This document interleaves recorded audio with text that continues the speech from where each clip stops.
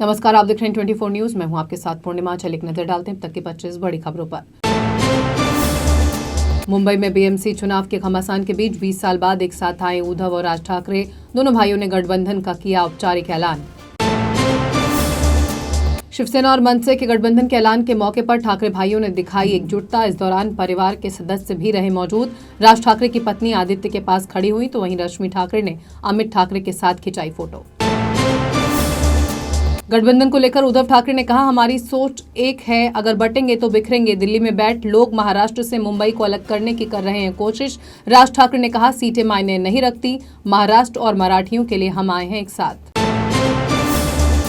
शिवसेना और मनसे ने बीएमसी समेत महाराष्ट्र के कुल 29 नगर निगम चुनाव एक साथ लड़ने का किया फैसला। इस गठबंधन को सत्तारूढ़ महायुति के लिए माना जा रहा है बड़ी चुनौती। दोनों ने मराठी अस्मिता और बीएमसी मेयर पर दिखाया एक रुख।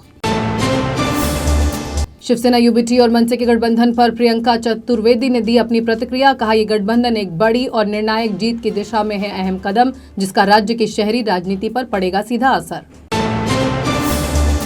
ठाकरे बंधुओं के गठबंधन पर बीजेपी नेता नवनीत राणा ने बोला तीखा हमला। कहा, ये ऊपर से भले ही दो भाइयों का मिलन लगे, लेकिन इसके पीछे नहीं है कोई पारिवारिक प्रेम, स्वार्थ और राजनीतिक फायदे के लिए किया गया है ये गठबंधन। उद्धव राज ठाकरे के गठबंधन पर बोले सीएम देवेंद्र फडणवीस। कहा, दोनों भाइयों के साथ आने पर है खुशी, लेकिन महाराष्ट्र की सियासत पर नहीं पड़ेगा कोई असर। मुंबई से कत्ल की सनसनीखेज वारदात आई सामने। बिरयानी में नमक तेज होने पर पत्नी की हत्या। दीवार में लड़ा कर पति ने उतारा मौत के घाट। पुलिस ने आरोपी पति मंजर इमाम हुसैन को किया गिरफ्तार। मायानगरी मुंबई में तेजी से बदलती जा रही है डेमोग्राफी। यहां तेजी से बढ़ रही है मुस्लिम आबादी। देश के प्रतिष्ठित संस्थान TISS यानी Tata institute of social sciences की रिपोर्ट में हुआ यह सनसनीखेज खुलासा। मुंबई एयरपोर्ट पर कस्टम विभाग की बड़ी कार्रवाई। 6 मामलों में 8 यात्रियों को गिरफ्तार कर 48 किलो हाइड्रोपोनिक गांजा किया जब्त। माल की अंतर्राष्ट्रीय बाजार में कुल कीमत बताई जा रही है करीब 51 करोड़ रुपए। महाराष्ट्र के नंदुरबार जिले में प्रिंसिपल ने स्कूल की 8वीं क्लास की छात्रा से किया रेप। पुलिस ने प्रिंसिपल सहित 2 लोगों के खिलाफ केस दर्ज कर जांच की शुरू। घटना ने स्कूल में छात्रों की सुरक्षा को लेकर गंभीर सवाल किए खड़े। ठाकरे भाइयों के गठबंधन को लेकर आशीष शेलार का हमला। कहा, सियासत के भय ने दोनों भाइयों को लाया साथ। उनके हमारे पास हैं हजारों वीडियो, जिसे दिखाया तो बढ़ जाएगी उनकी मुश्किलें।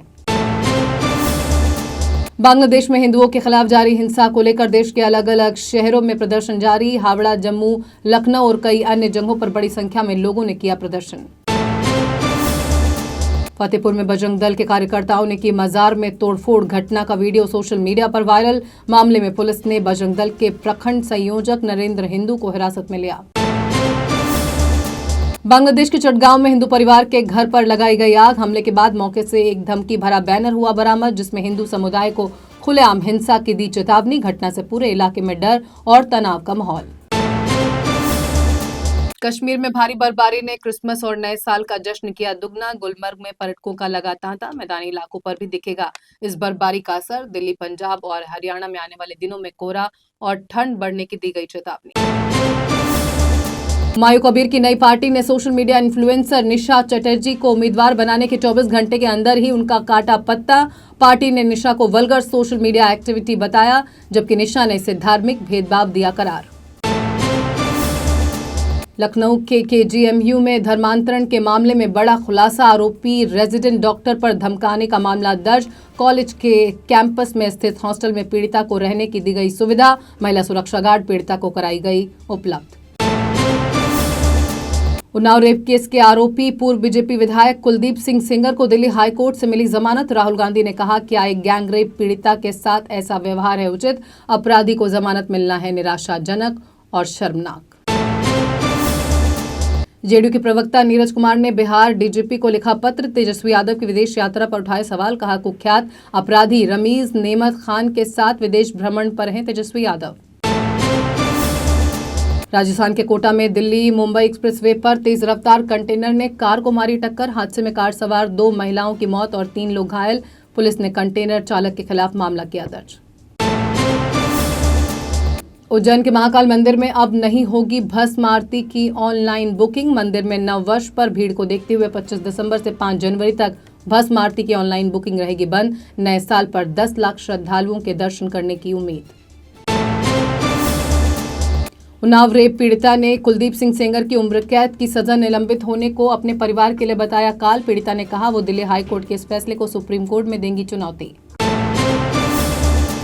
दिल्ली मेट्रो से सफर करने वाले यात्रियों के लिए बड़ी खुशखबरी। दिल्ली मेट्रो का किया जाएगा विस्तार। फेज 5A से 16 किलोमीटर में बनेंगे 13 नए स्टेशन। मोदी कैबिनेट ने दिल्ली मेट्रो विस्तार के लिए 12,000 करोड़ रुपए की मंजूरी दी। और कनाडा के टोरंटो में भारतीय मूल की युवा महिला की हत्या से फैली सनसनी। 30 वर्षीय हिमांशी खुराना के रूप में हुई मृतका की पहचान। आरोपी अब्दुल गफूरी की तलाश में जुटी पुलिस। तो 25 बड़ी खबरों में फिलहाल बस इतना ही। देश दुनिया की तमाम खबरों के लिए आप जुड़े रहिए 24 न्यूज के साथ। मुझे दीजिए इजाजत। नमस्कार।